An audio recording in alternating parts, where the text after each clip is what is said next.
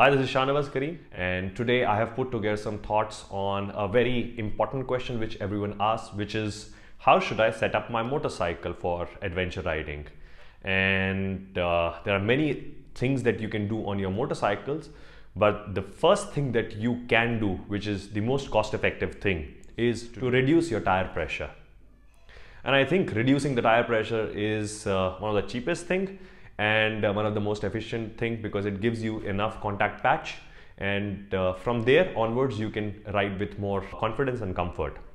There are various other things that you can do on your motorcycle to enhance the motorcycle ride quality. So we'll go bottoms up. The first thing is tires. You can add on knobby or even dual purpose tires to get more grip on when you are off the road, which helps you in getting more confidence. The second thing is the suspension. So the motorcycle which you currently have might be having an X suspension travel. So what you can do is that have a slightly longer suspension travel, which will enhance the ride quality. It will give you the flexibility of traveling over boulders or any obstacle and enhance the ride quality.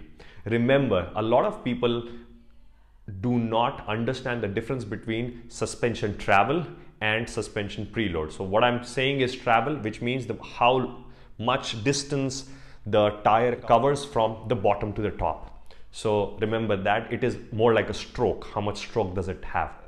Suspension travel helps you overcome a lot of obstacles. The third thing is protection, and which is the bash plate. Install a bash plate so that these boulders does not hit and damage the underbelly of your motorcycle. And then comes the next thing, which is the handlebar.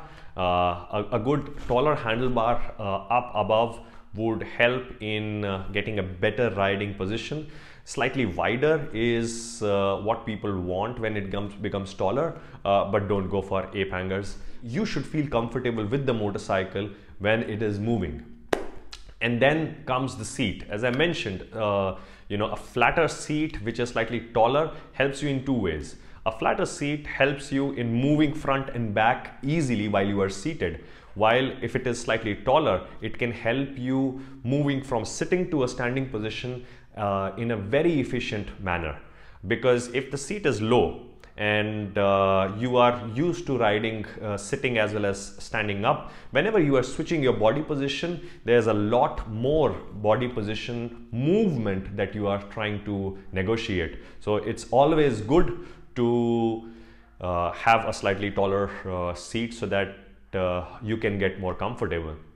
Some things which I have talked about, which are optional, is like hand guard, even motorcycle guards, because if the motorcycle is falling quite often, these parts would become expensive to repair or maintain. So you can add on handlebar, like bark busters, handle guards, as well as engine protection guards. I have also talked about rear view mirrors. Many people use the regular rear view mirror. In my opinion, and when I ride on the trails, I usually remove the rear view mirrors because that's how I am. But on the road, it is always advisable to have rear view mirrors. Some people, what they have done is figured out a way with double take or ram mirrors, with double take mirrors, ram mounts and double take mirrors. What they do is that they flip the motorcycle rear view mirror inside, so that when they are negotiating in the trails, it is not becoming an obstruction. Adding good headlights, auxiliary lights is always a good thing. Remember, if you have knobbies and your rear mudguard is not that protective, you would be throwing lots of rocks and boulders to your friend who is riding behind you. So be careful, be safe, stay safe. And safety comes with a very important thing: wearing proper riding gear. So we'll touch base about riding gear in the next episode. See you.